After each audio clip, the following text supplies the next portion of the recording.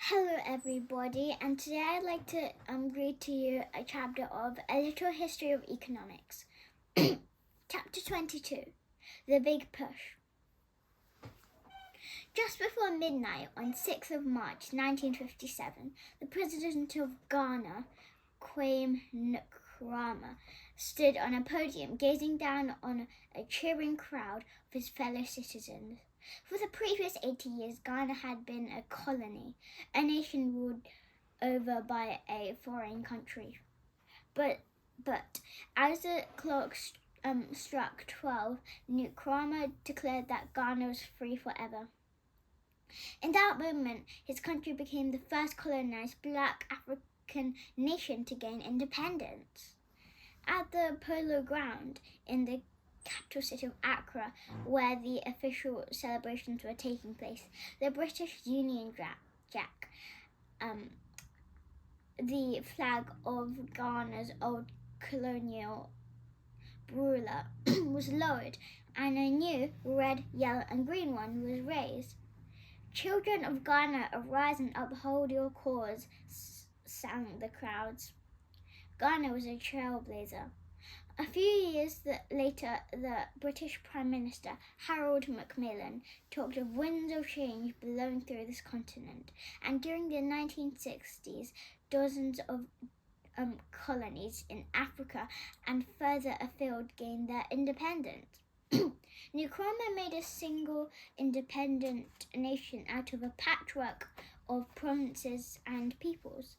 An arch built in Accra, carved with the words AD 1957, freedom and justice, marked the new era. Nkrumah knew that the words meant much more than a colourful flag and a new national anthem. Freedom and justice would only exist when his people had enough to eat, were healthy and housed, and could read and write. Before independence, Ghana had earned a lot of money from selling its cocoa. Some of this wealth had got into building roads and railways. Even so, like so many of the newborn nations, Ghana was a poor country. Nearly a quarter of children died before their fifth birthdays, and average incomes were tiny fractions of European levels. Nkrumah promised that Ghana would become a paradise within a decade. Taking part in their independence celebrations was Nkrumah's economic advisor, Arthur Lewis, 1950 to 1991, who'd been raised in a poor backwater of the British Empire, the island of St. Lucia in the Caribbean. As a teenager, he'd hoped to become an engineer, but soon realized that the White-Run sugar plantations would never employ a black engineer. After he graduated from London University in the 1930s, The Economist magazine turned him down on the grounds that he'd have to interview people who wouldn't want to talk to a black journalist. Later came triumphs. In 1938, he became the first person of African descent to be appointed a lecturer at the London School of Economics. And in 1979, he won the Nobel Prize for Economics, to this day the only black person who has ever done so. Lewis observed that unlike those rich countries, poor nations' economics are full of contrast between the modern and the traditional. For example, between luxury shops and the street sellers hanging around outside them. The modern part consists of goods to sell at a profit. The traditional part consists of family farms and businesses that share the proceeds among relatives and friends instead of maximizing profit.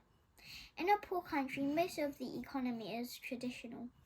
Lewis calls it a dual economy, heavily developed patches surrounded by economic darkness. The traditional economy has a lot of workers, many of whom add little to production. There are aunts doing odd jobs on the family plot, young men offering to carry travellers' bags and messenger boys lounging outside office stores. In fact, said Lewis, the traditional sector contains an unlimited supply of workers, in the sense that you could probably halve their number without hurting the production. Here, though, lies the root of economic progress. The modern sector can employ the plentiful labour for a low wage and then earn high profits. The profits get invested in machines and factories. The modern sector of the economy expands and the traditional one shrinks. Economic darkness recedes. Lewis helped start the field of development economics. Development suggests advance and improvement. A baby becomes a toddler, learns how to communicate, and eventually turns into a socially sophisticated adult. In the 19th century, Britain grew up from an agricultural society into a vigorous industrial economy. Now the nations of Africa and Asia were trying to do the same. Another founder of development economics was the Polish-born British economist Paul Rosenstein Roden, 1902 to 1985, who, during the Second World War, far from the front lines in an elegant mansion on a quiet London square, gathered a group of colleagues to mull over the economic prospects of the new nations. They believed that the rapid development of Africa and Asia was essential to the creation of a better world after the war. All the great thinkers, such as Adam Smith and David Ricardo, were fascinated by how economies advance. Why then the need to talk of development economics specifically? Isn't all economics about development? In a sense, yes. But Ghana and other newly independent states such as India and Egypt were born into a different world from 19th century Manchester, where Britain's first railway lines were laid. By the 1950s, Europe and America had pulled far ahead of the rest of the world. They'd worked out how to generate cheap electricity and make everything from radio to sugar cubes on long production lines. The emerging nations wouldn't have to reinvent it all. What other countries have taken 300 years or more to achieve, a once independent colonized territory must try to accomplish in a generation, said Nkrumah. And Rosenstein, Roden, and Lewis believed that the new nations were far from achieving their economic potential. They called them undeveloped or developing countries. Crucially, they believed that there were policies that could make the country richer. The development economists and the leaders of the developing nations thought it was essential to create industries. Nkrumah said that his people would be happy only when factory smoke prevented them from seeing from one side of the River Volta to the other. The task then was to turn developing countries like Ghana, societies consisting mainly of small farms and scattered villages, into industrial ones churning with cars and chemicals. Until the 1940s, most economists believed that markets would be enough. The promise of profit would encourage business people to build factories and telephone networks. But the new development economists thought that markets didn't work at all in poor countries. Lewis showed how developing countries needed to take the plentiful labour in the countryside and to place it in factories. But Rosenstein said that this wouldn't happen automatically. The problem is that to be profitable, the factory depends on there being other factories. To make money, a new car a new sardine canning factory needs to sell its sardines. Who will buy them? People in a traditional part of the economy earn very little and don't have the money to buy tin sardines. The factory's own workers will spend some, if not all, their wages on them. They'll want to buy shoes as well. If at the same time a shoe factory opened, then its workers would buy some sardines and the sardine factory's workers would buy shoes. Each creates a market for the other's products. For industrialization to happen, the workers need to be taken from the land and put into many different industries at the same time. Together the factories would be profitable, but on their own they wouldn't be. So if you were a business person thinking about setting up a sardine factory, you'd be put off by a lack of other industries in the country. Ports, metal plants and shipyards depend on each other and need to be built together. Developing countries had to go from having nothing to having everything, and Roden argued that only the government could time the leap accurately. It had to be massive investments in the areas of the economy. He called it the big push. Ghana tried it. The government built power stations, hospitals, schools, and a modern harbour. Factories and industrial plants sprouted. The biggest project was the construction of a dam on the River Volta. 80,000 people had to be moved to make way for it, and it created the largest man-made lake in the world. Rich countries gave it aid, money to help pay for the projects.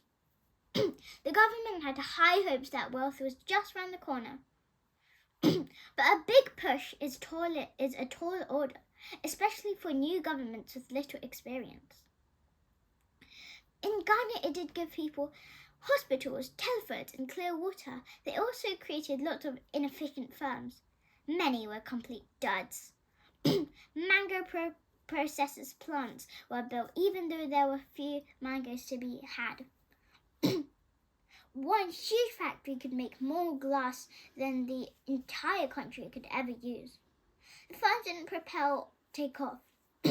Instead, the engines sputtered and the economy crashed. The big push ran into trouble in many other countries, in Africa and in Latin America and Asia too. One reason was that politics and economics became linked in a way that hurt development. As the government put money into the new industries, business people would do everything to make sure that it kept coming. They'd support the government to stay on its good side. Some of them would even put in more effort persuading state officials to give them money and favours than in making their factories efficient. A few countries were successful, however. South Korea was one. At the end of the Second World War, Korea was divided into two countries, the communist North and the capitalist South. South Korea emerged from the fighting in chaos. Millions of people had been killed and the survivors lived in deep poverty. Many of them had lost their homes and had to forage in the hills for food. In 1961, an army general called Park Chung-hee seized power and initiated South Korea's own big push, aiming to turn the country into an industrial powerhouse. Park organized South Korea's push through chaebols, big businesses with close links to the government. The government directed the chaebols into particular industries and gave them cheap loans. At first, they were protected from the foreign competition, but the government insisted that they become competitive and eventually export their goods. South Korea's economy just took off. The country developed its own textiles and clothing industries before moving into steel, cars, and shipbuilding. In the 1950s, shipbuilding.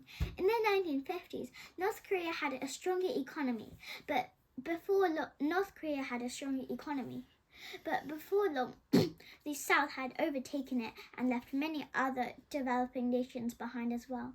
A couple of decades after Park took power, the economy was 10 times bigger. Two of its chaebols, the electronics firm Samsung and the car manufacturer Hyundai. When we wanted to buy a new car, we went to Hyundai. I never knew it's like Korean. Have become household names in Europe and America. Today, South Koreans enjoy standards of living on a par with the rich nations.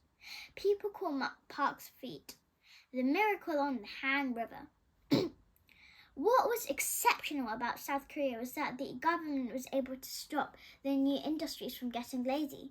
When rewarding business people with cheap loans, they made sure that the firms performed well, and even Park took away loans from firms that failed to become competitive enough to sell their goods abroad. A few other Asian countries, Singapore, Taiwan, and Hong Kong, also took off after the war. For their amazing achievement, these countries became known as the Asian Tigers. Sadly, in some countries, state involvement in the economy turned into something much worse than a stalled big push. The leader of Zaire, now the Democratic Republic of the Congo, Mobutu Seko, stole millions of dollars of his country's money, built himself a